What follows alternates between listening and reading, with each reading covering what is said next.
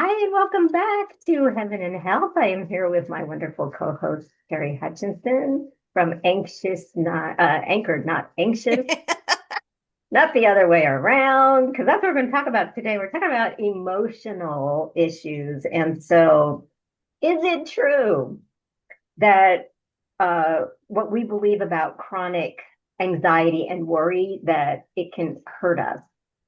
Absolutely. So there are some myths out there. It's things that we just believe internally, or it's actually perpetuated, just through what people think that anxiety is and isn't. So, uh, and just full disclosure, I don't have these memorized, so I'm going to be looking at my sheet a little bit. So, first, myth number one. Everybody has anxiety. It's no big deal. Okay. So there is some truth to that. This Yes, life has some anxiety built into it, but it's usually very low, sporadic, you know. But if you have anxiety and it is chronic or it's more than sporadic, it is a big deal. You know, everybody has a anxiety response. It's a physiological, biological warning system that stimulates fight or flight mode. We need that when the dog starts chasing us, right? yeah, And we're like, "Oh my gosh," right? But your anxiety or worry is a big deal if it's activated not by an external threat, but by what you're thinking. You know, it's disrupting your life. It's created by fearful thoughts or constant replaying of a prior conversation. Um, and it's obsessing or what ifing. We can what right. if possibilities, but most of the time our what ifs are what if this happens, and it's a negative what if. And so, that anxiety response goes into overdrive. So, myth number two is you can ignore your anxiety. So, nearly every one of us, like I said, lives with low level stress, tension going on because that's just the way life is. But it ebbs and flows, right? So, a chronic state of anxiety or worry doesn't go away on its own. It's not something you can just push away or push down or move to the back of your mind. It eventually rebounds, and when it rebounds it comes back stronger. So ignoring it and using unhealthy coping or burying it isn't going to lessen it or relieve it. You you have to own it. So myth number three: Christians shouldn't be anxious. Oh, It this is shows. my favorite Yeah. one. Yeah, Christians shouldn't be anxious. It shows a No, lack of faith or trust in God. Okay, now I have been told this personally, and me I'm too. telling you, don't believe it. I could give you example after example from the Bible where people had doubts and questions. And, Jesus knows that anxiety erases your belief that God is for you and with you.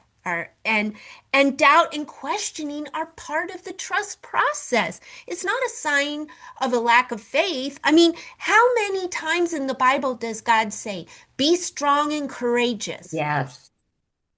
Why would And he say that? why would he say it so often? Yeah, If why it does he feel he needs to reassure his people over right. and over? You know? Um, and so I what I want you to know is that God knows we need it. I mean, and if anyone questions your faith because you falter, that's just walk away. There's nothing you can say to change their mind. But I just want you to know you don't need to believe that. This And just is remember this. Go Yeah, ahead, this Jojo. is a big thing for me because as I was diagnosed with fibromyalgia in my early 40s, I had had it since I was a kid. And this is one of the things that I was told, if you're a good Christian, you wouldn't have all these physical issues and things. And it's the same kind of thing. They're well-meaning because they want to Yeah. tell you that God can um, get you through anything, and that's, but you begin to feel like, well, I must not be a good Christian. Well, I must not have enough faith. Well, I must be a bad person, or I must, and so you then, what do? You obsess about why you're obsessing.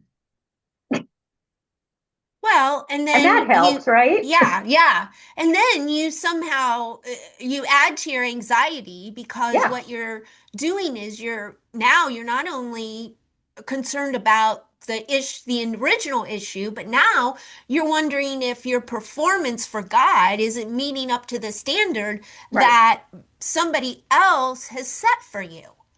The main thing is I want you to know that, your Savior knows that you struggle with trust and there is no condemnation in Christ. All right. So myth number 4, if you're functioning, then your anxiety must not be that bad. It's Okay. another one of mine. Yes. Yeah. And I want you to know, I mean, you can go out on the internet that successful, high functioning women, the woman who looks like she's got it all figured out, is meeting all dotting all the I's and crossing all the T's. Don't be fooled.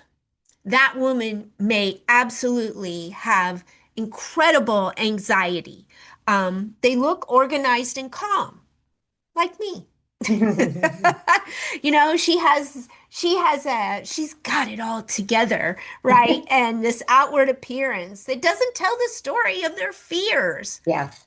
I mean, so they've got doubt, uncertainty, turmoil going in their lives, but they don't want you to see it. Or again, they've been sort of shamed into show when they've showed it.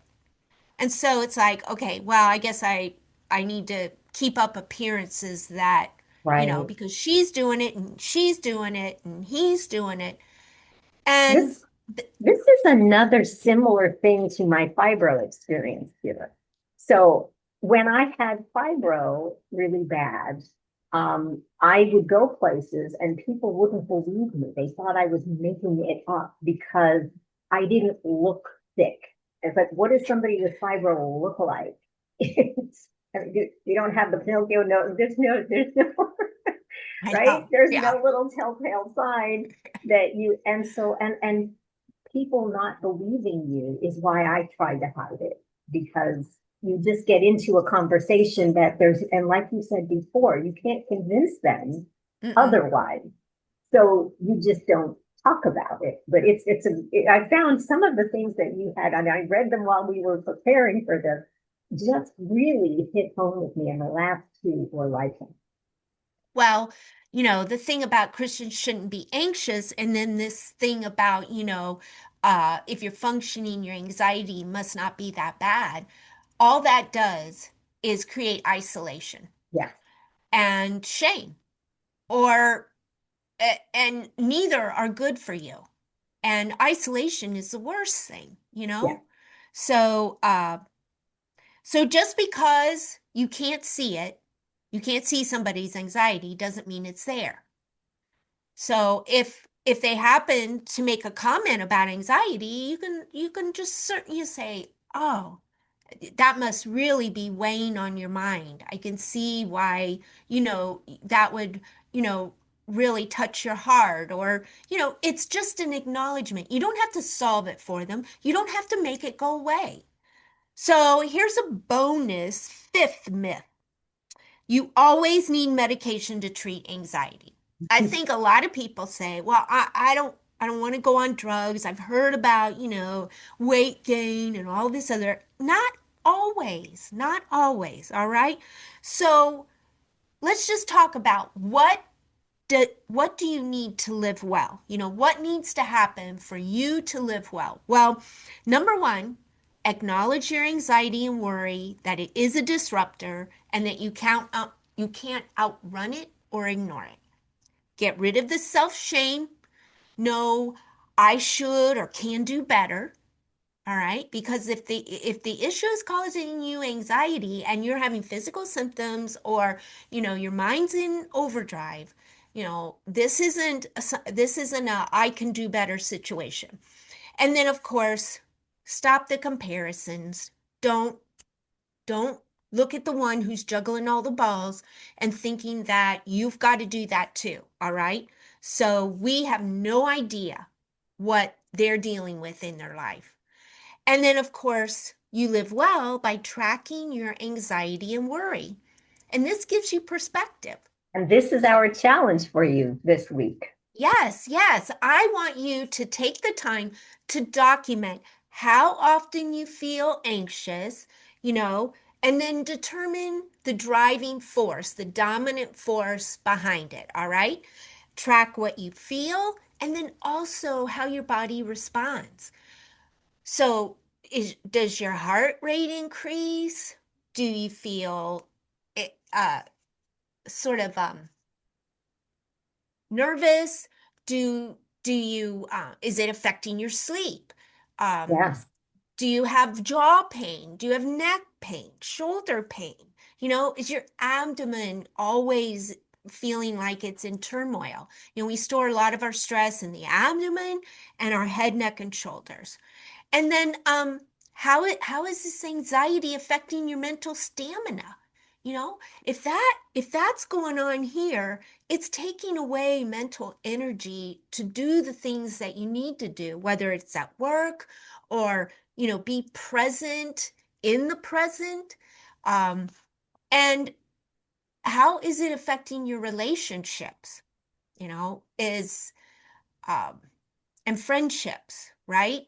Sometimes we offload and then and there's a fine line here, because you want you don't want to be isolated, you want to share, but sometimes we burden our friends if we're constantly going to the same person or, and they feel helpless to help us. Well, then you need to put into some alternative practices, right? Because that they can't help your anxiety. And so, and then how much time are you spending replaying conversations or working out that worry or problem? So I think for some of you, maybe just owning your anxiety and tracking the trigger may be the first steps towards healing. And it's very simple, very simple. So I believe our soul desires to be settled, secure, and stable. All right. And we want to know we aren't alone with our deepest concerns, and you aren't alone. All right. Yeah. And I love the way you put it together with all the others because we talk a lot on this YouTube channel about how how each pillar relates to the others.